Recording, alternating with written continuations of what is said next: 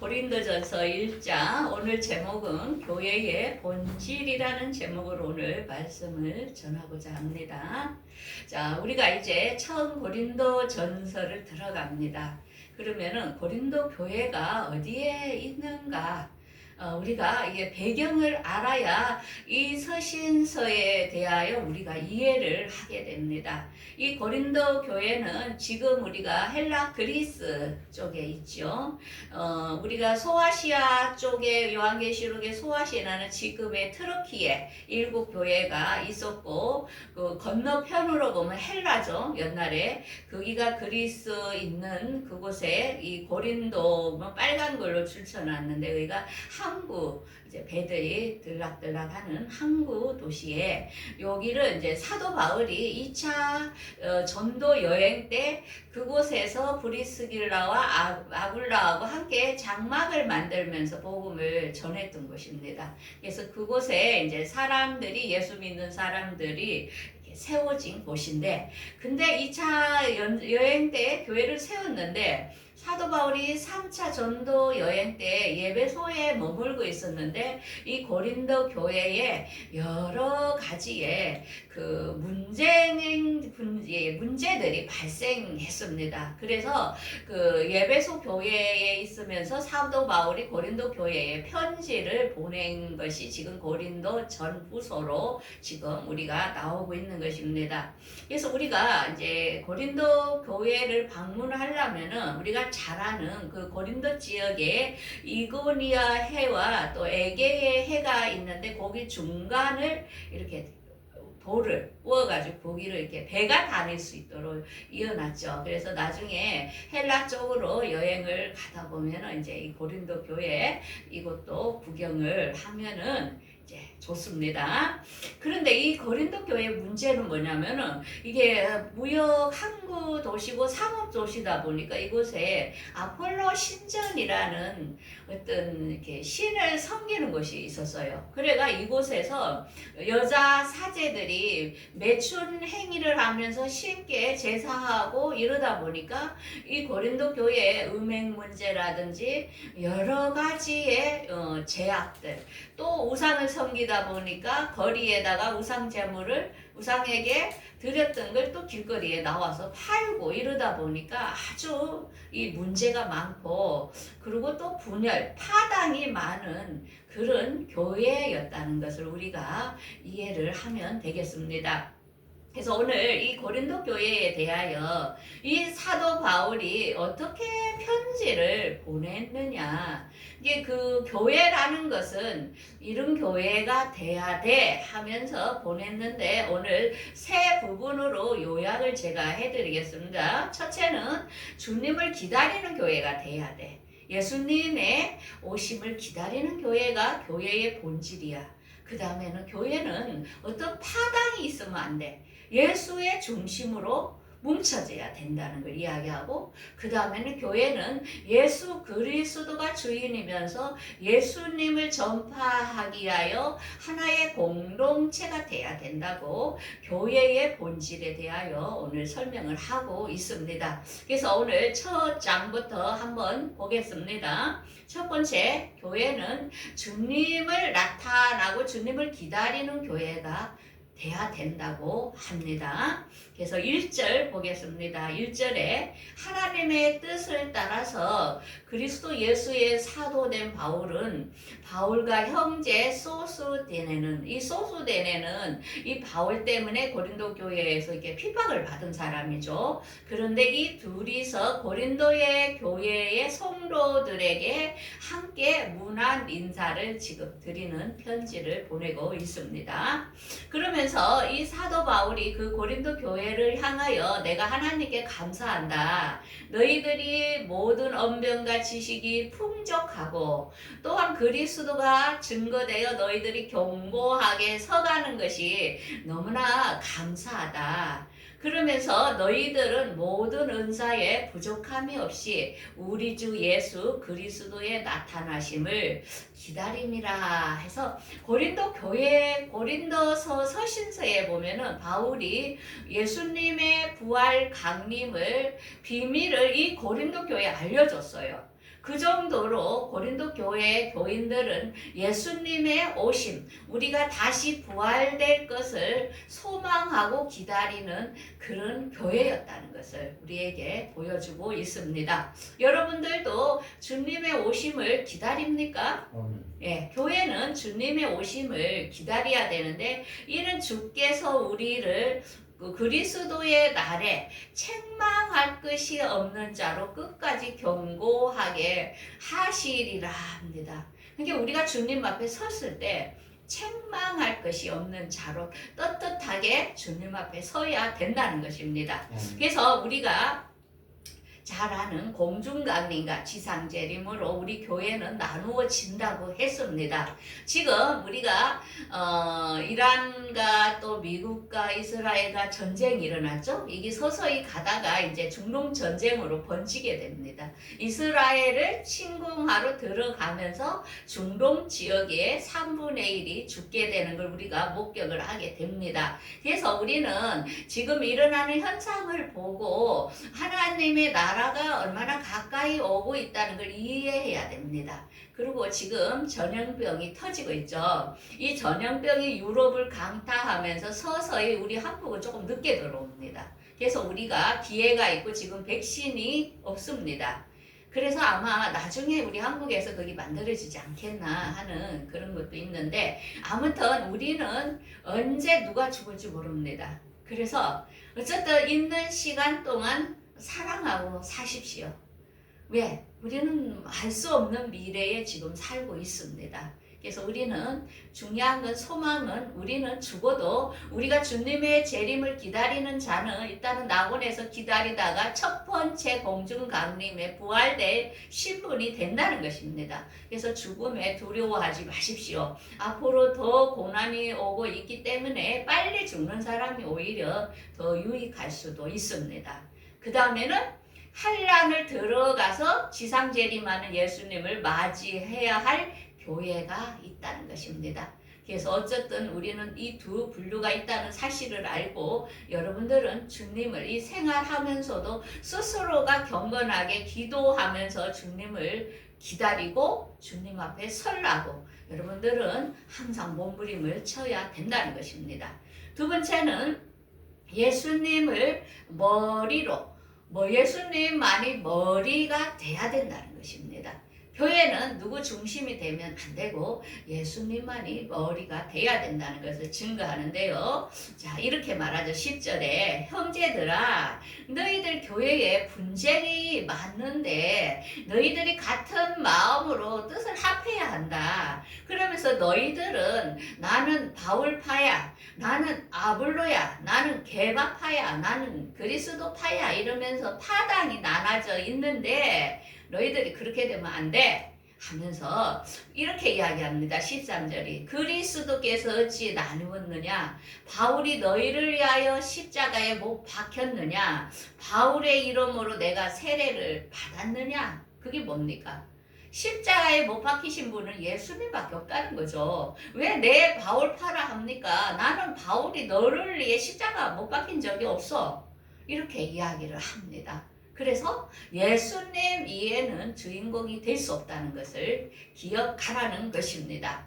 그러면서 그리스도께서 나를 보내신 것은 어떤 세례를 베푸는 게 목적이 아니고 복음을 전파하려 함인데, 십자가가 헛되지 않기 위하여 나에게 복음을 전하도록 보냈다 합니다. 자, 그러면 우리는 이 십자가가 뭘까? 여러분들, 이 십자가를 항상 우리는 그냥 예수님이 날 위해 돌아가셨어 이러면서 너무나 간단하게 생각함으로 십자가의 의미를 너무나 모른다는 것입니다. 자, 그러면 우리가 십자가라는 의미를 다시 한번 생각을 해야 되는데요. 십자가 옆에 두 강도가 있었습니다. 오른쪽과 왼쪽에. 그랬는데 두 강도 중에도 한 강도는 예수님을 조롱하고 비난하고 욕했죠. 그런데 한 강도는 어땠습니까? 자기가 예수님 앞에 자기 죄를 인정하고 자기는 자기 죄로 인하여 당연히 이렇게 십자가를 지어야 되지만 예수님은 그렇지 않다는 분. 그리고 예수님에게 구원이 있다는 것을 그때 그는 깨달은 거죠. 그래서 우리도 마찬가지입니다. 이 세상에 많은 사람이 많지만은 십자가를 볼 때에 한 강도처럼 예수님을 비난하고 내가 이렇게 힘들게 살고 어렵고 이런 거는 다 예수님 당신 때문이야. 당신하고 내하고는 아무 관계 없어. 당신은 정말 이렇게 욕하고 예수님을 무시하고 이러는 사람이 있다는 것입니다. 그런데 한쪽 강도처럼 예수님만이 나의 죄를 사해 주시는 분이고 예수님을 믿을 때 내 영혼이 구원받는다면서 받아들일 사람이 있다는 거죠. 여러분들은 어떤 분류에 서겠다는 거죠.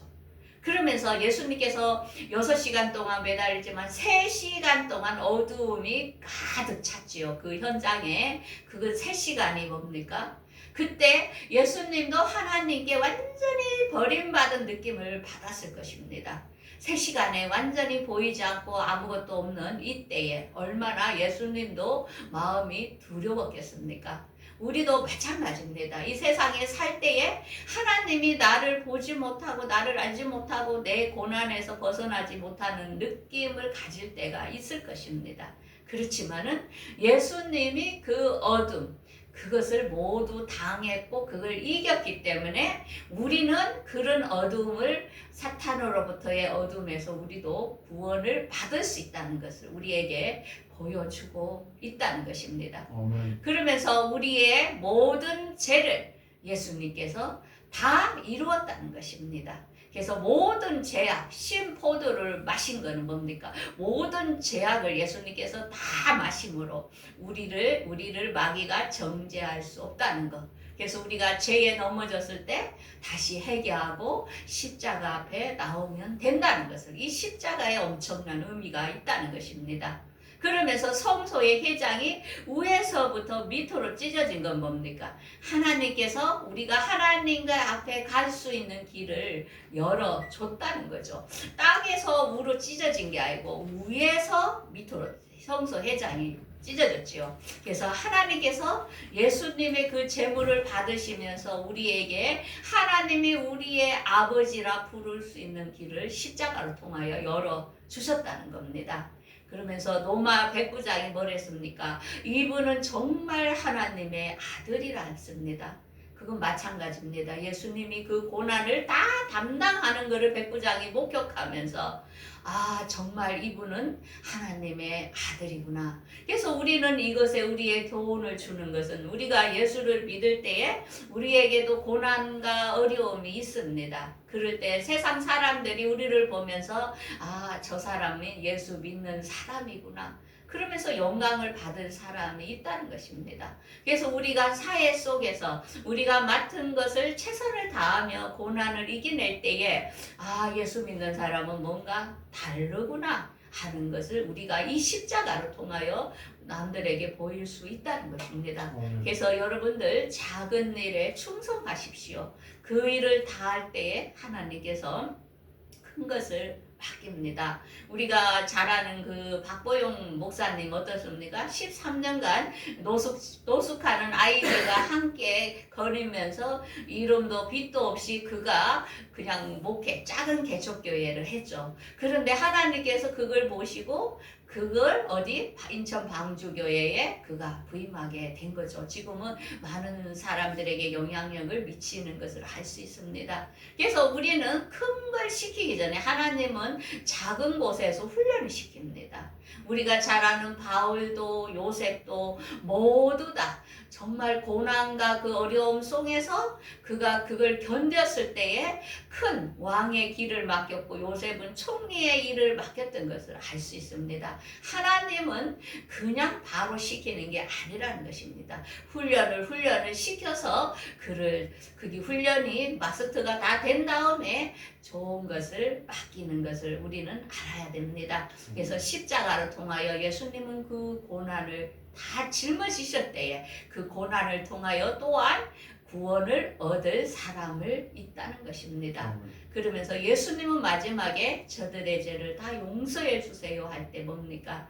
이 세상의 모든 사람들을 다 푸는 것입니다. 이게 우리가 이렇게 거머쥐려 할 때는 모든 사람이 들어오지가 않습니다. 그런데 내가 손을 다 놔버립니다. 하나님, 나는 하나님께 다 맡겨버립니다. 이제는 나는 하나님과 나의 길을 가겠습니다. 할 때에 그 많이 손을 벌릴 때 모든 것이 들어오게 되는 것입니다. 그래서 예수님은 모든 사람들의 죄를 다 용서하면서 이 십자가라는 이 엄청난 사건을 우리는 그저 예수님이 내 죄에 죽으셨어 이 의미가 아니고 예수님이 이 모든 이 십자가 속에서의 십자가를 볼 때에 어떻게 바라보느냐에 따라서 구원을 얻을 자가 있고 구원을 피해갈 자가 있다는 것을 우리는 꼭 알아야 됩니다. 세 번째로는 우리 십자가만 자랑하는 공동체가 돼야 된다는 것입니다.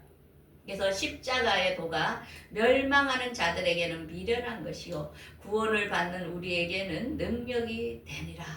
그래서 지혜 있는 자가 어디 있느냐? 이 세상의 지혜로는 구원을 받을 수 없다는 것입니다. 그래서 세상의 지혜를 가진 자들은 우리가 예수 그리스도 십자가를 전할 때에 우리를 미련한 사람으로 보지만은 그 십자가를 받아들이는 자에게는 엄청난 하나님의 능력이 임하고 하나님의 자녀가 된다는 것입니다. 그래서 우리가 전도할 때에 부끄러워하지 말라는 것입니다. 그곳에 엄청나게 영혼의 구원이 있다는 것입니다. 그래서 하나님은 전도에 미련한 것으로 우리 모든 사람들을 구원하기를 원한다는 것이죠. 그래서 놀랍죠. 이 전도라는 것이. 그래서 오직 부르심을 받은 자들에게는 유대인이나 헬라인이나 그리스도는 하나님의 능력이요 하나님의 지혜니라 합니다. 자, 그러면서 세상에 미련한 자들을 택하여 지혜 있는 자들을 부끄럽게 하시려고 세상에 약한 것들을 택하사 강한 것들을 부끄럽게 하려 함이라. 우리는 보면 세상에서 부와 권력과 모든 걸 가지지 않았지만 우리로 통하여 복음이 전할 때에 세상을 부끄럽게 한다는 것입니다. 그래서 우리를 택한 하나님이 너무나도 우리가 감사하죠.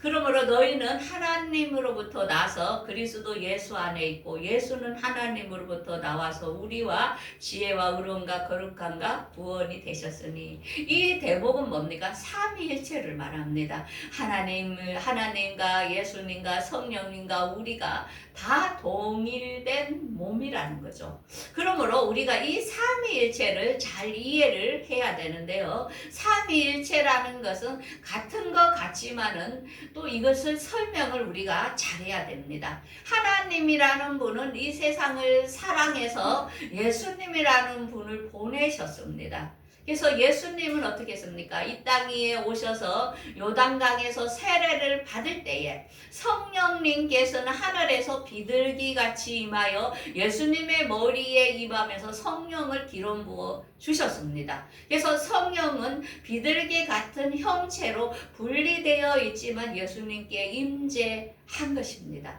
그러면 하나님, 성령님, 예수님은 다르게 되어 있죠. 그렇지만은 이들이 삼위일체라는 것은 합심해서 우리의 구원을 이루는 데 연합을 한다는 것입니다.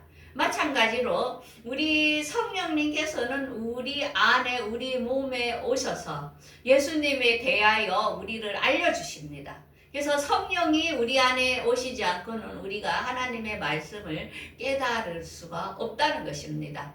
그래서 우리는 이렇게 한 몸인 것 같지만은 분리되어 있죠. 따로따로의 역할이 틀리다는 것을 알 수 있습니다. 그러므로 우리 안에는 성령님이 함께 계신다는 사실을 우리하고 분리되어 있지는 인격체죠. 성령님은. 그렇지만 우리 안에 함께 계시면서 세상 끝날까지 우리와 함께 하시겠다는 것입니다. 그러므로 교회의 공동체는 어떻습니까? 목사님이나 지사님이나 장로님아 각자에 있지만은 우리가 예수 그리스도를 전하기 위하여 한 몸으로서 함께 연합하여 복음을 전하는 것이 교회의 본질이라는 것을 우리는 알아야 됩니다. 그래서 교회의 본질은 첫째는 뭡니까? 우리가 한 연합하여 함께 한 몸으로 예수님을 기다리는 공동체가 돼야 된다는 것입니다. 그 다음에 예수님이 머리가 중심이 되면서 우리는 예수님과 몸이 돼야 된다는 거죠. 같이 예수는 머리, 우리는 몸. 그 다음에 십자가를 전파하게 하여 우리는 연합된 공동체가 되는 게 교회의 본질이라는 것입니다. 이 굉장히 이거 어렵습니다. 우리 신대원 가야 공부하는 공부입니다. 여러분도 오늘 대학원 공부한 겁니다. 그 정도로 교회는 뭐냐? 교회는 주님을 사모하는 각자의 교회입니다. 우리가 교회지요. 우리가 주님을 기다림이 없다면 교회가 아닙니다. 그 다음에 예수가 내 안에 없다면, 예수님 안에 나의 구원자가 아니라면 그거는 교회가 안 됩니다. 그 다음에 십자가에 내 몸에서 증거돼야 내가 교회라는 것입니다. 이제 알겠죠? 교회가 본질이 무엇인지를. 그러므로 우리가 이제 앞으로 살아가면서 우리가 예수님의 십자가를 오늘 묵상했죠. 그래서 십자가의 의미가 예사가 아니라는 거죠. 두 강도처럼 예수님의 십자가를 같이 봤지만은 한쪽은 십자가를 거절했죠. 근데 십자가를 한 강도는 십자가를 받아들이고 내가 죄인 된 것을 인정했고 그분만이 구원이 있다는 것을 알았을 때에 예수님께서 뭐랬습니까? 너는 오늘 나와 함께 나본에 가리라 했지요. 여러분들도 이 예수 그리스도로 일주일 동안도 묵상하면서 그 예수님이 여러분들의 삶 속에서 살아서 여러분들을 보면서 다른 사람들이 예수님을 믿게 되는 그런 기적의 역사가 있기를 간절히 바라겠습니다. 기도하겠습니다.